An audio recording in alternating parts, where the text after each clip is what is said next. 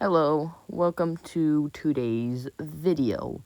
Today, me and my good friend Kit, who will be joining me today, will be looking over homophobic and transphobic adverts. The way we will structure this video is I will do one and she will do the other. There will be 5, I'll be doing 3, she will be doing 2, and let's get into it. Okay, now you see the first one we have here is one about Jehovah's Witness. Personally, I'm not religious. I don't read the Bible. I don't know who Jehovah is.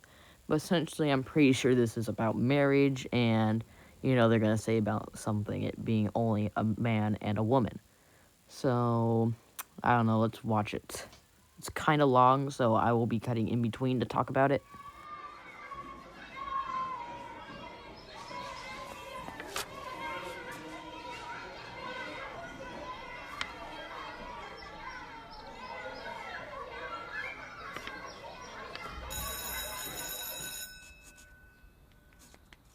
Look, Mom.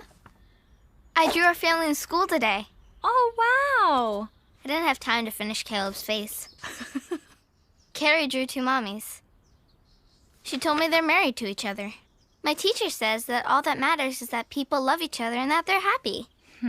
Well, people have their own ideas about what is right and wrong. But what matters is how Jehovah feels. He wants us to be happy, and he knows how we can be happiest. That's why he invented marriage the way he did. You mean 1 man and 1 woman? Exactly. Look at Genesis 1:27. Jehovah created Adam and Eve, male and female. Then in Genesis 2:24, he said that a man will stick to his wife. Later, Jesus said the same thing. Jehovah's standards haven't changed. It's kind of like going on an airplane. What would happen if someone wanted to bring something on the plane that wasn't allowed? They couldn't go on their trip. Right. It's the same with Jehovah. He wants us to be his friend and live in paradise forever. But we have to follow his standards to get there. At Matthew 7:13 and 14, it talks about the road leading to paradise. To get there, Jehovah says we have to leave some things behind. That means anything Jehovah doesn't approve of. Okay, I need to get this out of the way, but why do they look so smooth? It's kind of uncanny. They look like freaking Barbie dolls. Like, I can't get over this. But, the thing is, what I'm getting from this is, I'm guessing Jehovah's God. But, so, can't God make us, like, think what we want since he's, like, all-powerful and all that? So why would he even create, gay people in the first place if they just want them to leave them behind or something, like their freaking luggage. Like, you just gotta leave them behind, like, what would be the point of that? Alright, I'm just gonna play the rest of the video. But I want everyone to get to paradise. So does Jehovah. And you know what? People can change. That's why we share his message. So, what can you say to Carrie? Well, I could tell her about the paradise. I could tell her about the animals and the resurrection. That's awesome! Let's practice.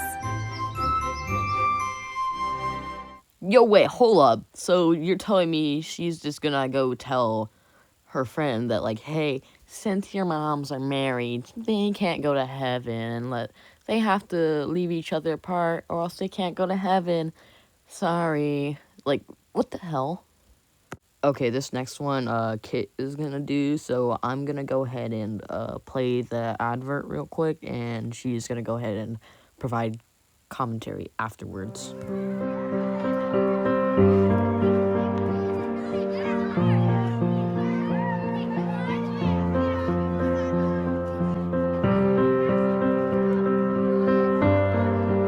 Where's your mommy?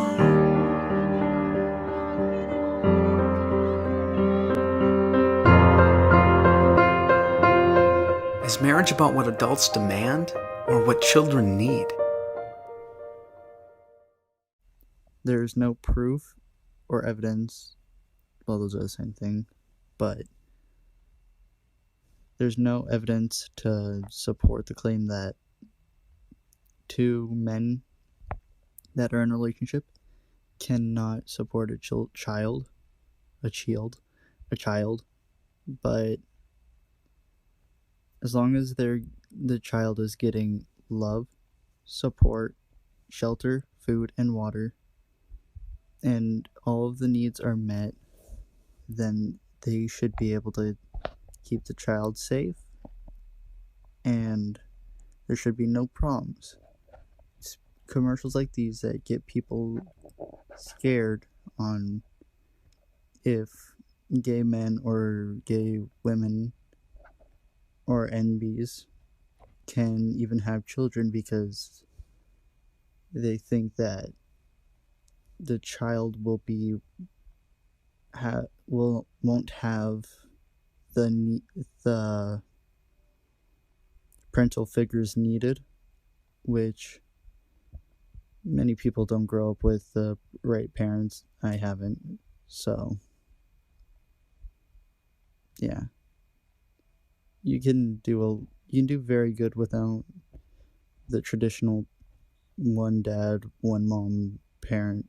Going off what Kit said, yeah, this whole commercial is just kind of based off stereotypes saying, like, oh, a man can't be as caring as a mother or, anything. So, really, this whole thing is just based off stereotypes, really, which sucks. And, alright, I'm gonna play the next one, which is a Christian one about, like, being silenced of free speech or some crap. Schools across America are being encouraged, in some cases coerced, to reserve a day in April to bring attention to anti-lesbian, gay, bisexual, and transgender name-calling, bullying, and harassment. Students and faculty are asked to remain silent to honor the brave struggle of those in their quest for equal rights, to show empathy for that struggle, and to portray the bigoted oppression of a racist America.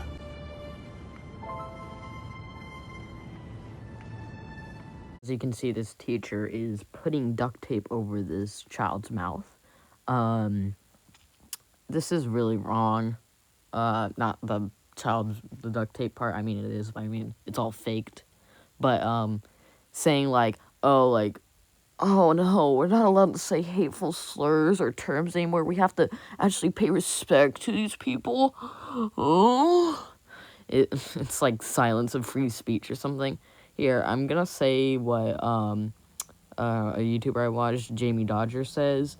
Free speech does not mean free of consequence. Just keep that in mind for like everything in this video, or yeah. For years, we've heard small groups with loud voices tell us to keep our church and state out of their bedroom. All the while, and before one could speak, their bedroom is paraded down the street, broadcast into our living room, and now endorsed and promoted in our children's classroom.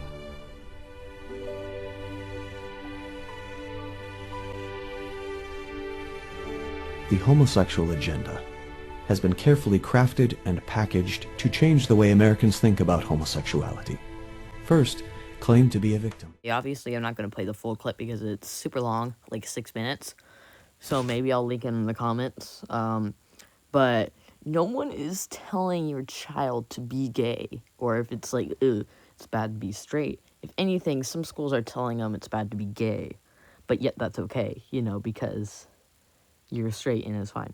But no one's telling you to be gay. We're just saying, oh, it's fine to be gay, there's nothing wrong with that. It's fine to be trans, it's fine to be gay. So by us saying, like, hey, it's okay to be any of these things, that you can't control it, it's fine. It's essentially just, just encroaching on your free speech rights. No, it's really not. You're just afraid that if your child's gay, you're gonna have to disown them, which you don't, but you're just a piece of trash. Okay, this last one's about transgender and like pronouns and crap. Kit's gonna be doing this one, and I'm gonna cut down the video because it's really long. gonna shorten it to about a minute, but this first minute and a half, like, just has, like, it just goes over, like, the same stuff that the rest of the video does, so, yeah, just, keep an open mind about that. If you want to control people's thoughts, begin by controlling their words. That's totalitarian thinking. It was once completely foreign to America. Not anymore. Increasingly, Americans are forced to use language against their will or even their conscience, or be prepared to suffer the consequences. And those consequences can be dire. Take, for example, the issue of transgenderism, the newest civil rights battle of our time. A decade ago, few people could even tell you what the word transgender meant. Today, expressing the wrong opinion on the issue can cost you your business or job or both. Consider recent state and local actions punishing those who decline to use an individual's pronouns of choice. In 2017, California Governor Jerry Brown signed legislation threatening jail time for healthcare professionals who willfully and repeatedly refuse to use a patient's preferred pronouns. Under guidelines issued in 2015 by New York City's Commission on Human Rights, employers, landlords, and business owners who intentionally use the wrong pronoun with transgender workers and tenants face potential fines of as much as $250,000. That's a steep price for saying he instead of she instead of he, or even he or she instead of they. What about the vast majority of citizens who hold the biology-based view that chromosomes determine your sex, male or female? Or those who have a deep-seated religious conviction that sex is both biological and binary, God's purposeful creation? Okay, so Abigail. Now, listen here. Gender is a social construct. It can be changed. Everything that we know, every word, is a social construct. So, changing the definition or just changing the words that matches a definition is fine. It's happened all the time. Also, there's been religions with multiple genders, like two-spirited. I don't know any others, but that's because I'm not a religious person. But it's not that hard just to respect people. And the reason why it's mainly becoming a problem legally is because it's becoming a hate crime because people do it maliciously. And malicious people do it so much that it causes the suicide rates, you know, the things that all transphobes mention, to go higher. But if we just, you know, banned hate speech, then it would go down. But if we, you know, all just, like, agreed not to do it maliciously, and if it's just an accident, then no one would have a problem with it. Just like, say someone's the wrong, or say the wrong pronoun, and then they correct you, and you're like, oh, sorry, and then you use the pronoun. That's not a problem at all. It's just common sense, but people don't do that, so there needs to be laws against it. You know, like laws against people saying the N-word maliciously, because that is hate speech. Okay, this next one isn't a commercial, but it's more of a news, like kind of like a news report on a bus advertisement, so I'm just gonna play the clip.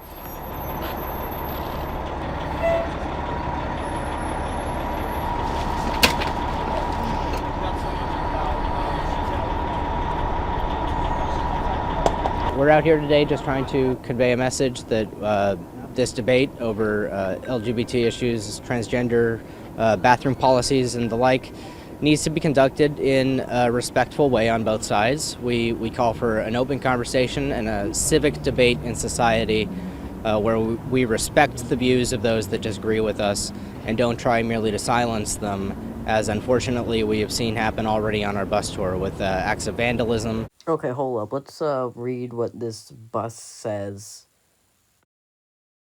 Just what I thought it would say. Transphobia.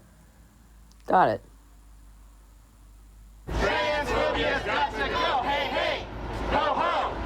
Transphobia's got to go.